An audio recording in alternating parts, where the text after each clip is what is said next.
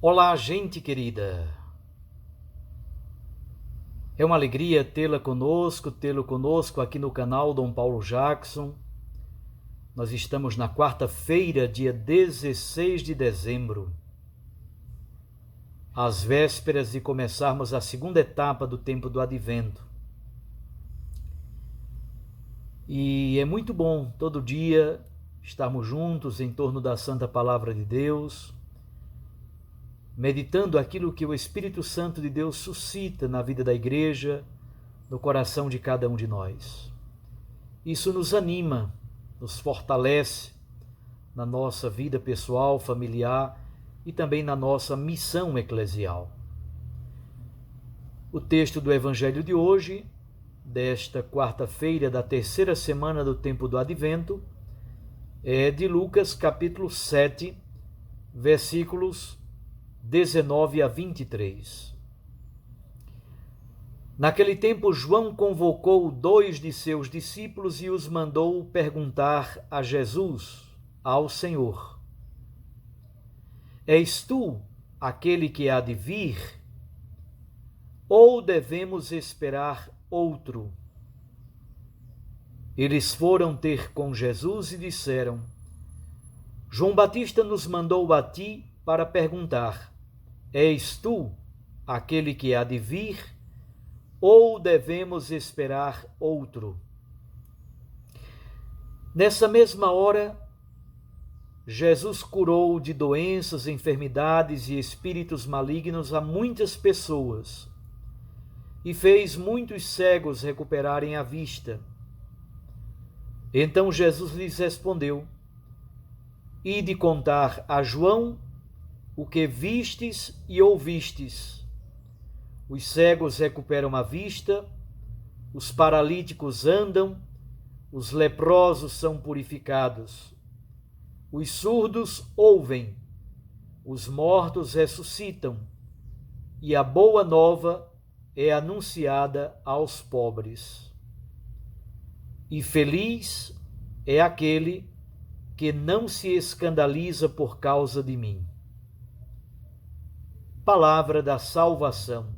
Glória a vós, Senhor. Minhas irmãs e meus irmãos, estamos concluindo então hoje essa primeira etapa da preparação para o Natal de Jesus. Essa primeira etapa foi mais dedicada à chamada vinda gloriosa de Cristo, a vinda na parousia, a segunda vinda do Senhor. Nesta terceira semana, e também na semana passada, na segunda semana do Advento, despontou com muita força a figura de João Batista. Não somente o seu apelo à conversão na segunda semana, mas sobretudo João como testemunha da luz e como a voz que grita no deserto, testemunhando Jesus como palavra eterna do Pai. A partir de amanhã, dia 17 de dezembro, começamos a refletir sobre o mistério da encarnação. E vamos fazer um itinerário muito interessante. Dia 17, amanhã, o texto será a genealogia de Jesus. Os antepassados de Jesus, a árvore genealógica do Senhor. No dia 18, a origem de Jesus como cumprimento da profecia de Isaías capítulo 7, versículo 14, no Evangelho de Mateus. Dia 19, a anunciação do nascimento de João Batista. Dia 20, a anunciação do nascimento de Jesus.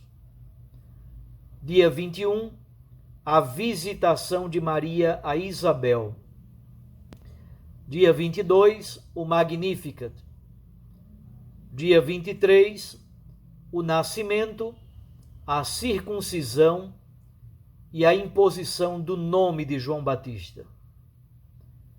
Dia 24, o Benedictus, o Cântico de Zacarias. Dia 24 à noite, a missa da noite, a narrativa do nascimento de Jesus segundo Lucas. E no dia 25, o prólogo do Evangelho de João, que trata exatamente sobre o mistério da encarnação.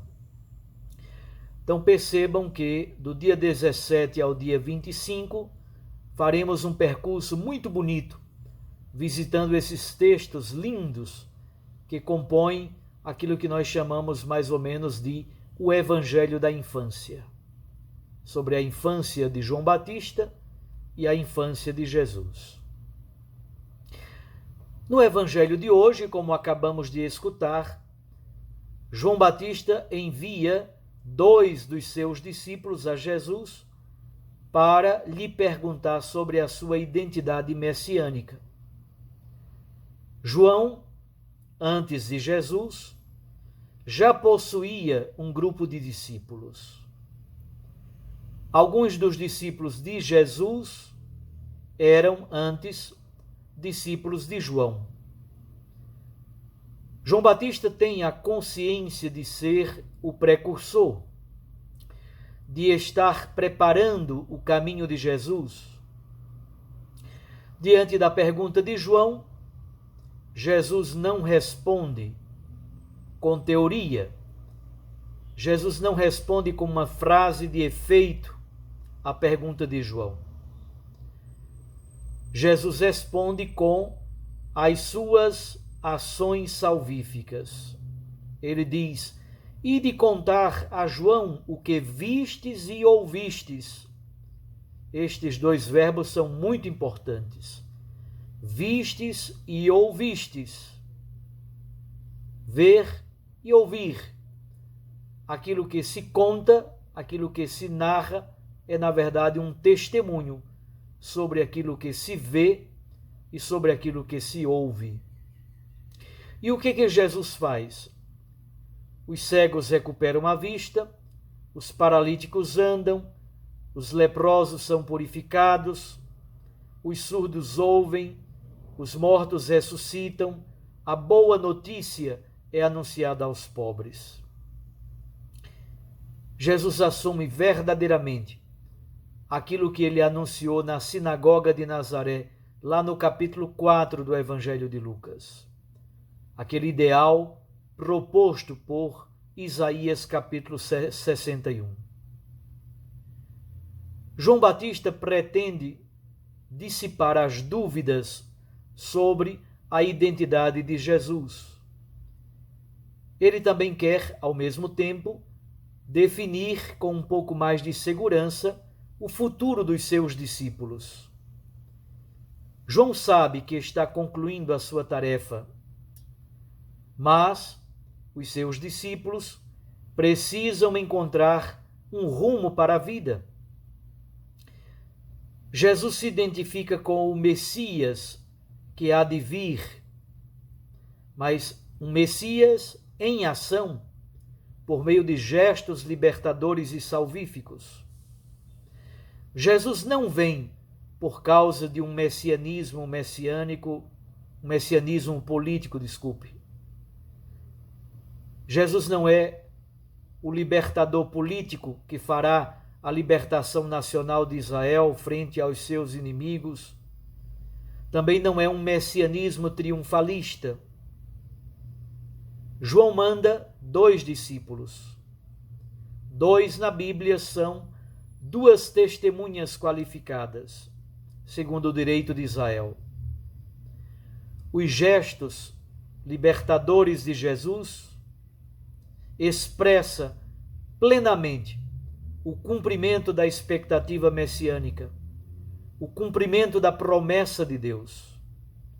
Ao mesmo tempo, quem assume o seguimento desse Messias, já que os discípulos de João se tornarão discípulos de Jesus, assim, quem assume esse discipulado, quem assume o seu seguimento, também se torna testemunha da evangelização dos pobres, da libertação dos prisioneiros, da libertação de todo o mistério do mal.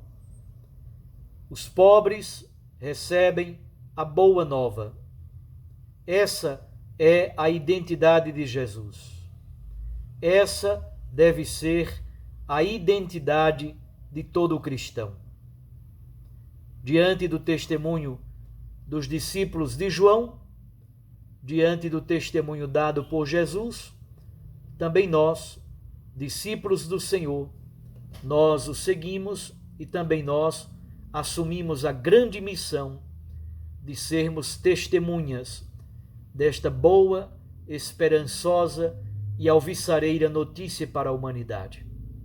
Esse é o testemunho de João, esse é o testemunho dos discípulos de João, que depois se tornarão discípulos de Jesus o Mestre. Um abraço a você, Deus o abençoe e o proteja. Preparemo-nos para que amanhã, dia 17, comecemos esse processo bonito da preparação imediata para o Natal de Jesus. Eu os abençoo, em nome do Pai, e do Filho, e do Espírito Santo. Até amanhã, um abraço a todos.